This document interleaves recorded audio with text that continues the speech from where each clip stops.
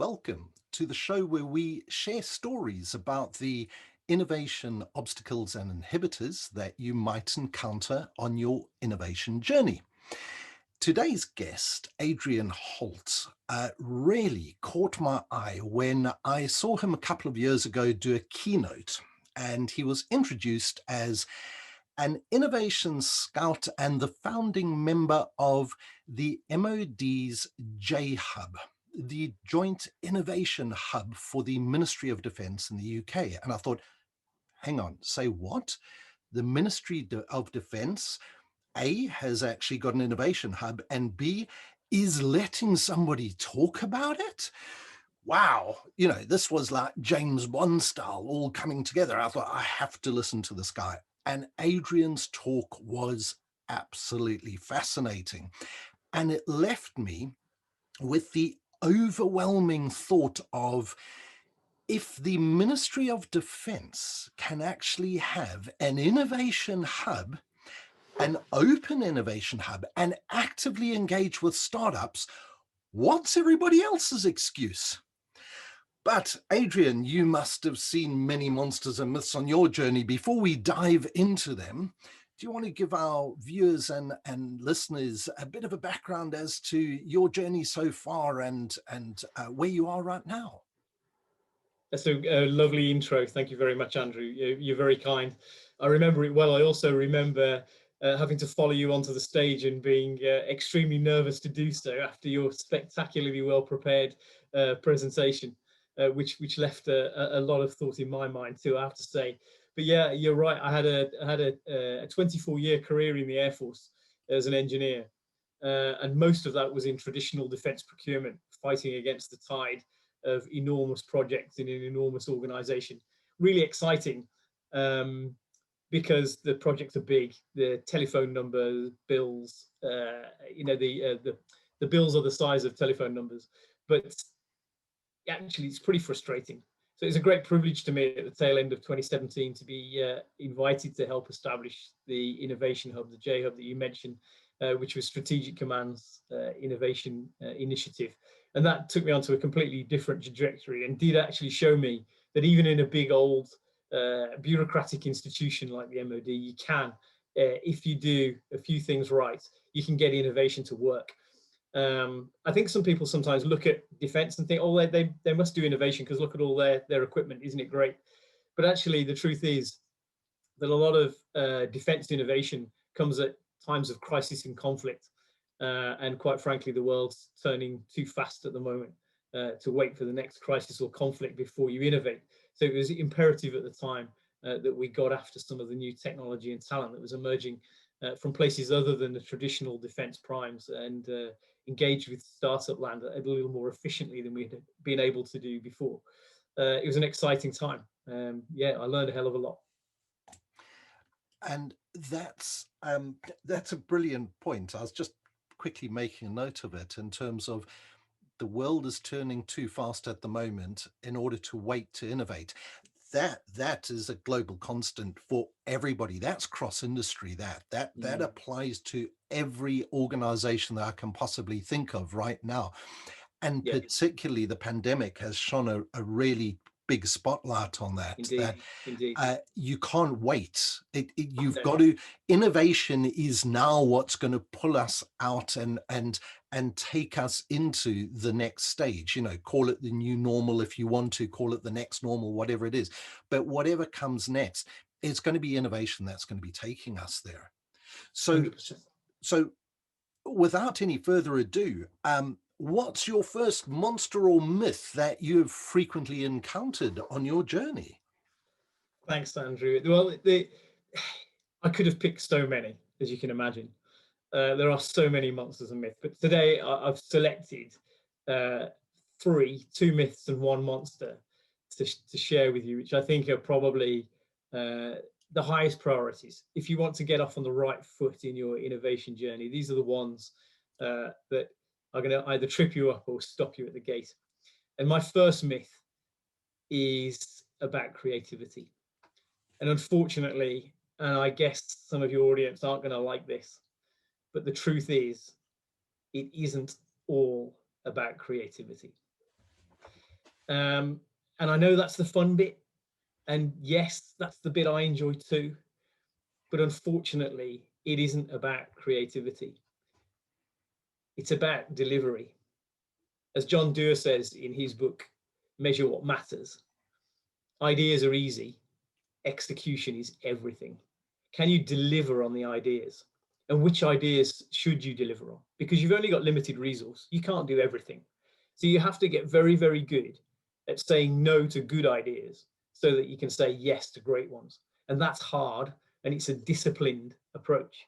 Unfortunately, the game we're in isn't just about having great ideas. It's about finding new profitable business models or new advantageous ideas, benefits to the company, and then being able to realize that model. And you can't do that just by throwing ideas at the wall and hoping some of them stick. Some people do take the thousands flowers bloom approach to innovation. It's all right, and you will fill your funnel with great concepts, but unfortunately, for all the will in the world, very little of that is actually going to get translated into benefit for a user, or into profit for the company, or to advantage for the company. At the jHUB, we had a phrase which we found useful, and it was a good way to keep ourselves grounded, and that is that innovation hasn't happened until capability has been delivered into the hands of the user. Oh, And that's brilliant. I like that. Yeah, it was really useful to keep you grounded, because you can get excited about having a workshop and getting some beneficial outcomes, but actually, if one of your teammates then turns around and says, "Yeah, but what have you delivered?" You're like, "Oh yeah, hard yard, start now," and you get on with the hard work of translating that into something that people could use. And ultimately, what you really want is somebody to say thank you at the end. You've delivered something that was a benefit to somebody, and they say, "Thanks, that's great," rather than telling them a story about what jam they're going to get tomorrow. So I think the secret to that myth is that yes, there is creativity, but that's just the beginning of the journey. And what we Yes. really need is disciplined and repeatable processes for turning the best of those ideas into something actually beneficial that people can use at the other end. And unfortunately, that requires dogged determination. So I would advocate, unfortunately, take the ball pool out of the office, put the stairs back in, and take the slide out. What we really need is discipline, because anybody can come up with an idea, but only a few people in big bureaucratic organizations have the tenacity and the determination to actually drive those things home and deliver the benefits. I think there's very much, and yeah, the ball pond and the whole startup scene and Silicon Valley and all that.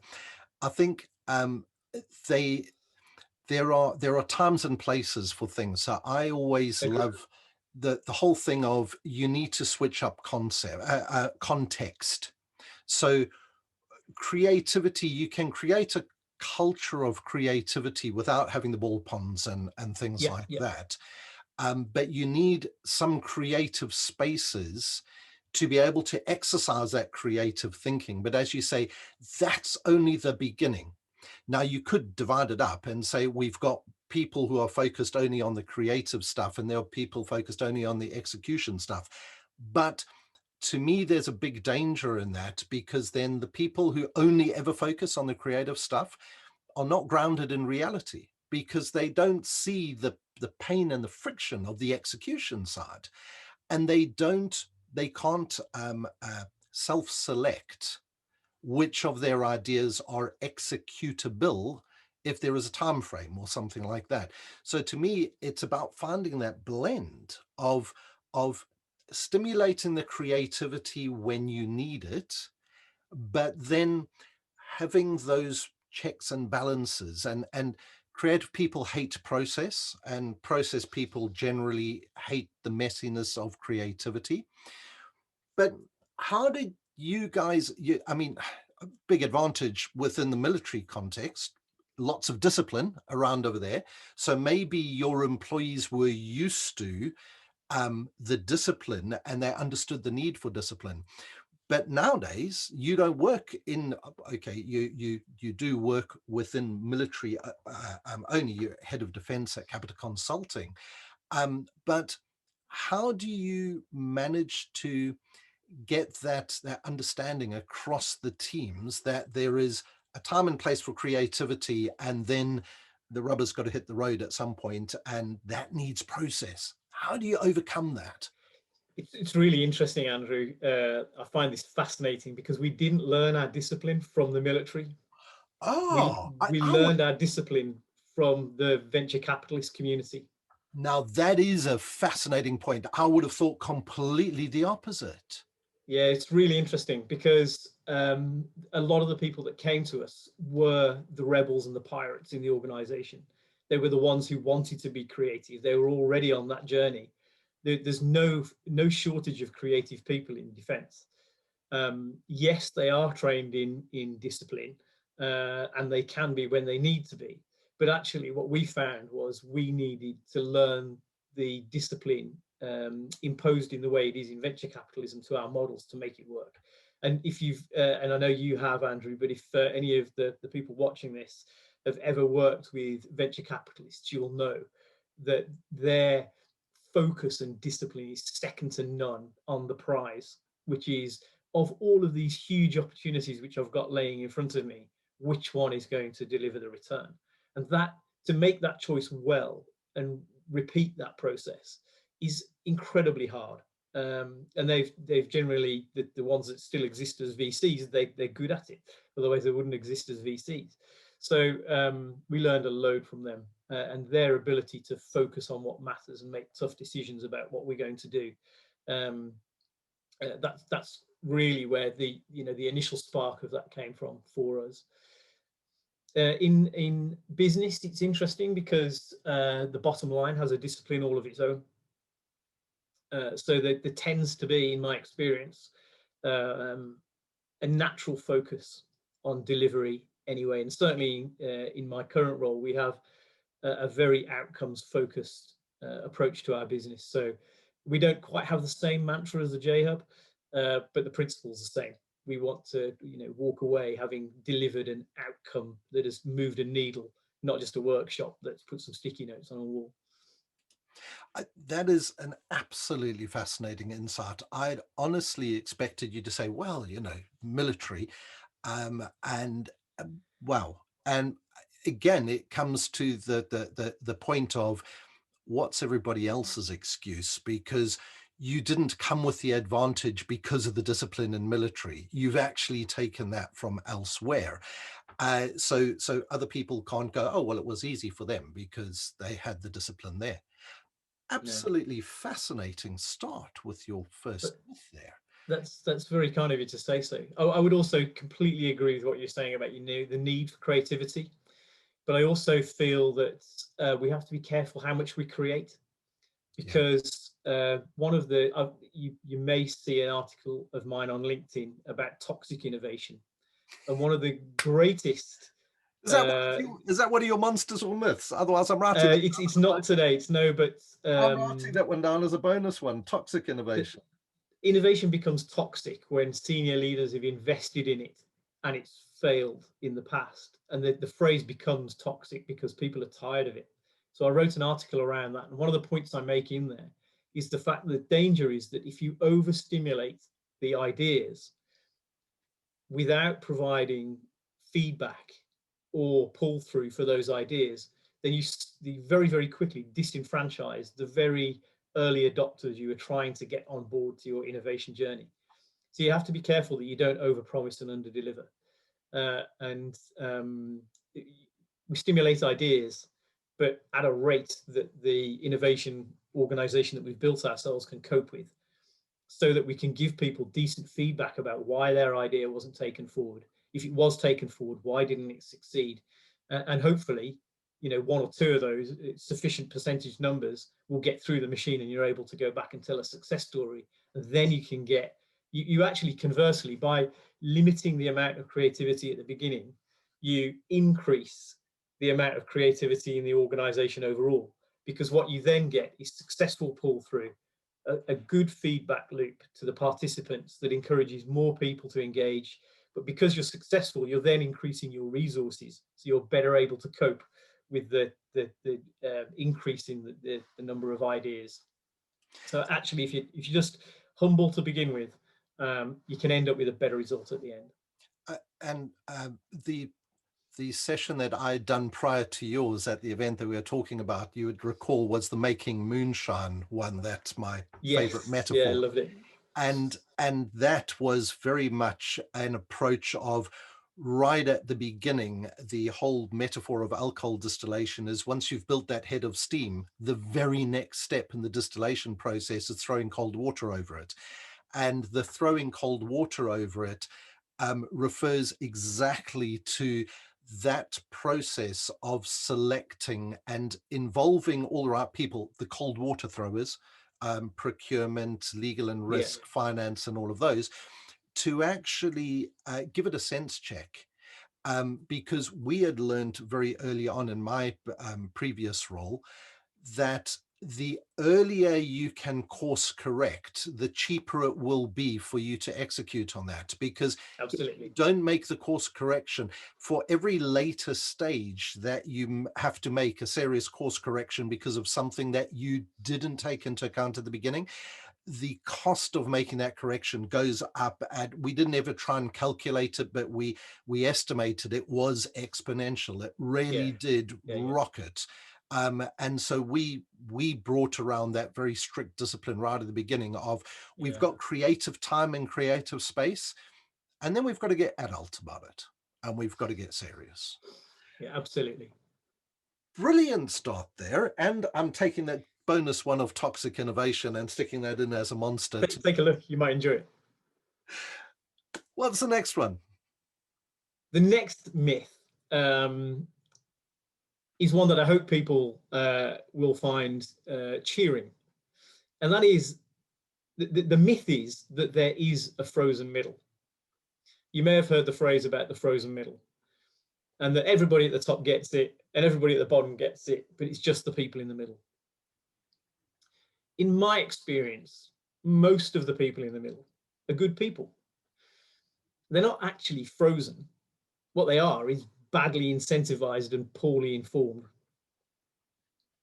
So while the senior leaders say that they're middle managers, that they're supporting innovation, they're not correctly incentivizing their middle managers. They're not encouraging them to do things differently. And they're certainly not necessarily encouraging them to get behind your innovation initiative. So is it surprising that those people find it hard to support the new innovation? Secondly, they're generally poorly informed. And it's odd that in this time of vast information, we're not able to provide the data, but quite frankly, we're not. And also, and I've been guilty of this before, creative folks, innovative folks who are excited and passionate about their new product tend, unless they're experienced, they tend not to provide sufficient data to back up their statements. So what's quite common is that we bowl into the middle management and we say, come on, guys, get behind this. It's going to be amazing. And they say, why is it going to be amazing? And we say, well, it is. Look at it. It's obvious. Look at the advantage of this. It's going to be great, isn't it? Can't you see? It's great. Look, it's IoT, it's AI, it's whatever, it's virtual reality. You've got to get behind it. And they're like, no, seems to be going okay here for me. Thanks very much. Because we've not gone with any data. We haven't gone with a value proposition that they can relate to. Not a value proposition that's tailored for them. It might be tailored for an end user somewhere else that can relate to the thing we're trying to change, but it might not be tailored for those people in the middle management. So if we want them to get on board, there's a few things we can do. So we can incentivize them. We can help them by perhaps working with senior management to say, come on, guys, why don't we throw these guys a bone for challenging the status quo, for doing things differently, for getting behind innovation. We can actually encourage senior leadership to completely change the incentivization plan for the business. Something that Staffy Bacall advocates in his book Loonshots, which I'd strongly recommend to anybody, is the creation of a chief incentives officer that sits at the board level. which I quite like the idea of, that actually maps out how we incentivize people to get the behaviors that we want to see in the company. Because unless we do have the right incentives in place, we're not going to get the behaviors we want. But on a day-to-day level, as us, as the sort of the innovators inside the company, what we can do is be really disciplined with ourselves about the way we provide data. We've got to be humble about this. You know, we're not Jeff Bezos. Just because we're frustrated, it doesn't give us the right to stamp around the company telling everybody else that they're rubbish and that we've got all the answers. What we've got to do is try and collate the data that would be meaningful to them and show them that in a way that they'll find compelling. So, for example, I know you're going to find this really, really painful, but in your world, if we implement this over here, I'll create that much benefit, which will release this much money, which will enable that to happen for the company. And isn't that going to be great for everybody? And maybe if we do it in those terms, technology agnostic, you know, get away from what the exciting thing is, we can slowly bring the middle with us. And they will thaw rapidly, because actually most of them are going to quite enjoy being part of the innovation journey, if only we can explain to them why it is a noble thing for them to do. It isn't easy. It isn't easy because, you know, the way that they do their jobs and the jobs they do have been that way for forever, and that's all they know. So trying to convince them that there's a better way is going to be difficult, but it can be done. Incentives and data to support your arguments rather than just passion and emotion. And people often think incentives, oh, you mean pay people money, and it's not at all. No, A no. lot of the time, it's simple things like recognition, or Yep, maybe the ability to actually work on something different.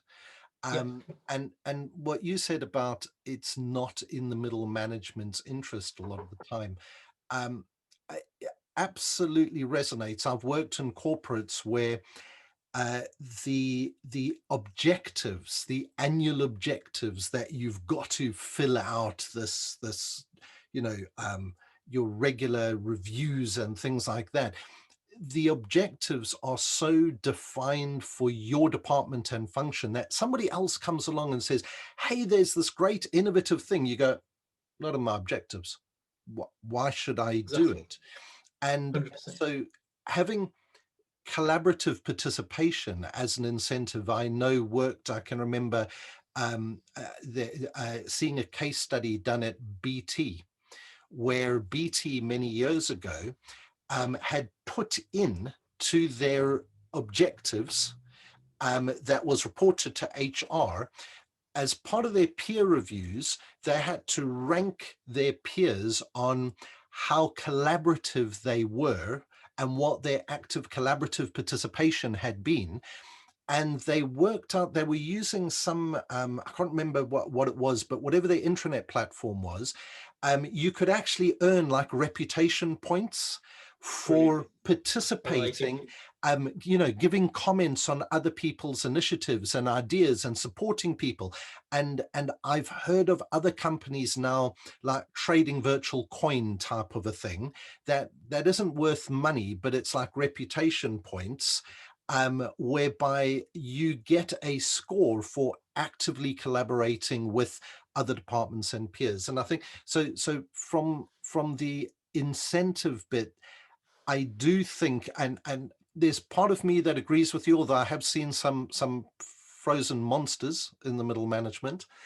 It Um, can exist. they can exist, but I do agree with you that largely it's not the people, but it is the lack of the structure around them that doesn't enable them to be able to do what to Mm. achieve the outcome that you're looking for. But the second part of that also, when you're talking about taking people along on the journey. So I love telling stories. Born in Africa, grew up around storytelling all my life, natural born storyteller. I love stories. I coach storytelling. That's one of my biggest workshops. And I coach it for a number of reasons. One of them is ideation, but communication is the biggest thing. And the communication side of storytelling, is all about telling stories that resonate with people. Everybody loves a good story. I haven't ever come across a culture or a people that don't love a good story. It's we we as humans, we love stories that resonate with us. Absolutely. And you can use storytelling in sales. I do it for startup pitching and coaching for them to be able to get investment. I teach them how to tell stories.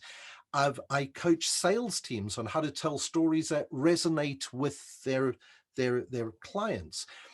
And I coach internal innovation teams, and I'm going through it at the moment with somebody that was put onto me, who is starting an innovation initiative, and reached out for some help. And I'm coaching him through the process of telling stories that take people along on the journey. So stories that resonate, and by stories I don't mean tell them lies.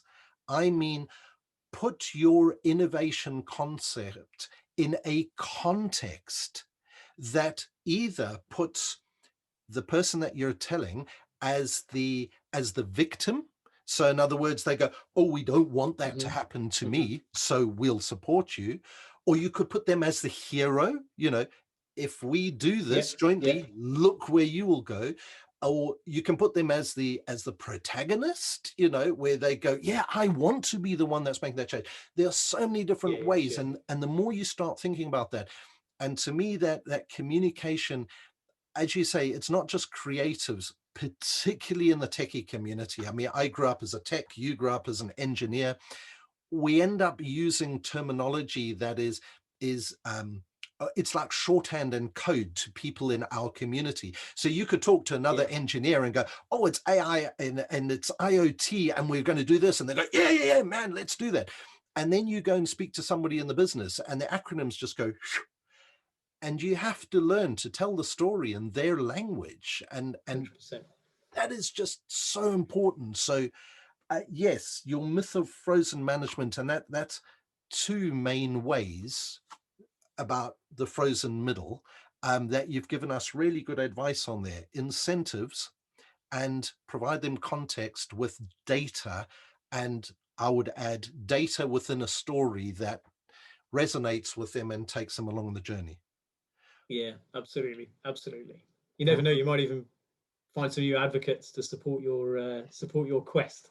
You do, because people, if you tell people a story that resonates with them, they remember it. That was a trick that Yeah. I learned a long, long time ago, when pitching for funding for innovation initiatives.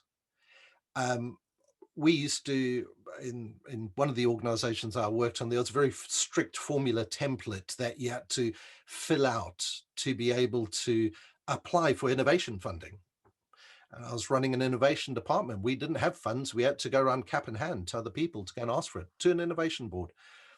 And I threw the template out the window and walked in and told a story. And I ended up where that initiative was the only one funded at that innovation board. And all of the people on the innovation board were talking about it weeks later, because they remembered the story. But all of the other pictures that they had seen on that day, they couldn't even tell me what they had seen. They had forgotten about it. Work had gotten away, but they remembered my Mm, story. And my senior executive at the time, he came back to me and he said, don't know what you did in there, but whatever it was, do that again and never do it any other way, because it worked. yeah, indeed, indeed. Yeah, Brilliant. So we finally get onto your monster then.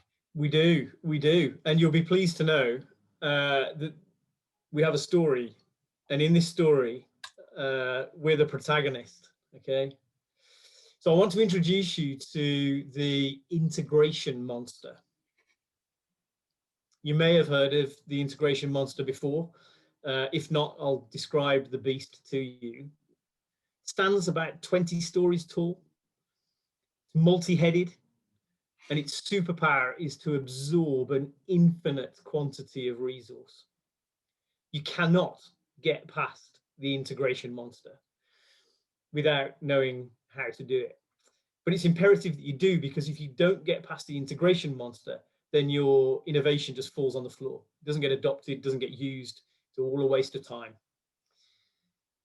Its various heads comprise the departments that are required to successfully integrate your innovation. So organizations like commercial, finance, security, safety, branding, marketing.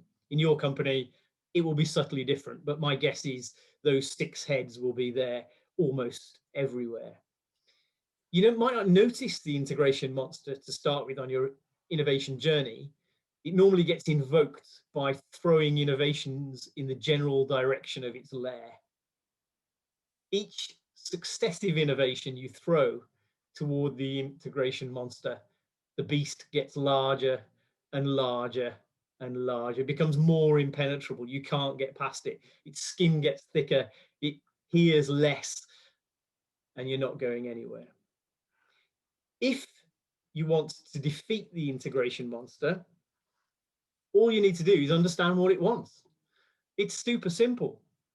Unfortunately, a lot of innovation organizations keep throwing innovations in its general direction and wonder why it gets harder and harder to integrate their things. All you need to do is listen and understand. If you do listen, what you'll find is that the integration monster just wants a new garden path. It wants a nice, neat path to its front door. So all you've got to do is build it, that special path. As you build it, you've got to embed the rules about how and when your innovations are going to be allowed to use the path and which route they need to take. And you have to agree passwords for each of the individual heads that you'll pass along the way. If you do that, you'll find that the integration monster can actually be quite helpful. He's a pretty innovative soul when you get on the right side of the integration monster, and can actually get pretty excited about innovation. He's looking forward to helping you integrate your next one. But you have to build the garden path first. So to get away from the metaphor, what I'm trying to say is that within every organization, there are certain departments and organizations that you need on side if you're going to integrate your new innovation with the core business and turn it into a genuinely profitable business model. If we just take our ideas in isolation inside the innovation lab to the point of testing and validation and just assume that someone's going to be as excited about them as we are, then we're wrong. What we need to do right from the very beginning of the journey is engage with those departments that have a say in how those things are delivered.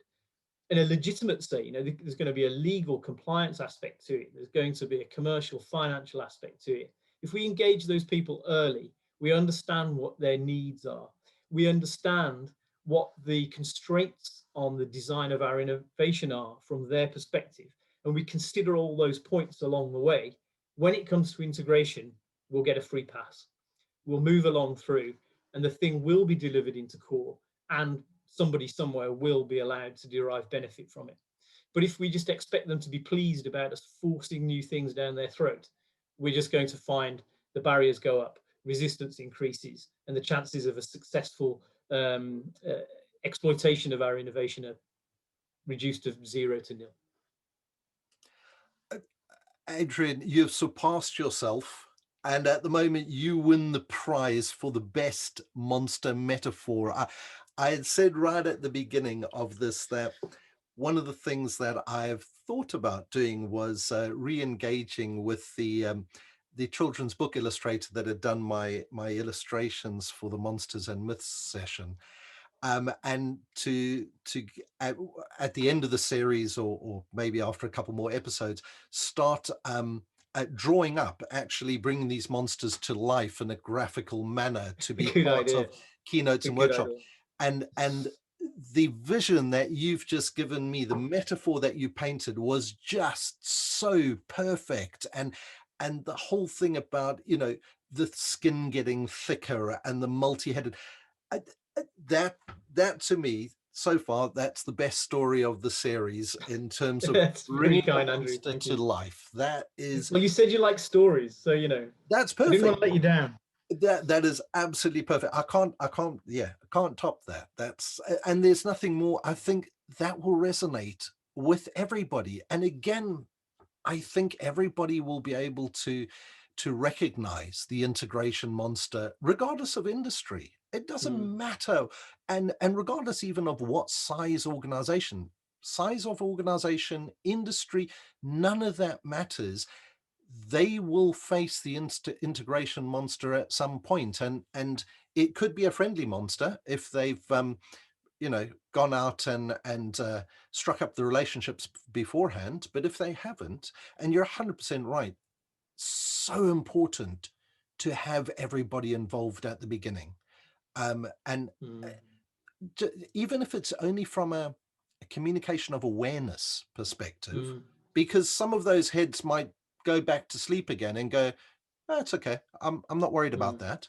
But mm, there will be other ones that'll go, "Sorry, excuse me." That's going to mm, directly impact a whole lot of things that mm. not just I want to be involved, I need to be involved. Otherwise, your innovation will fail.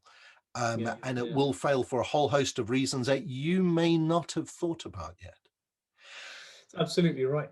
I think the other thing about the integration piece is that we have to remember that these people, they've got day jobs. They're not necessarily focused on what we're doing. It's common, it's courtesy Yeah.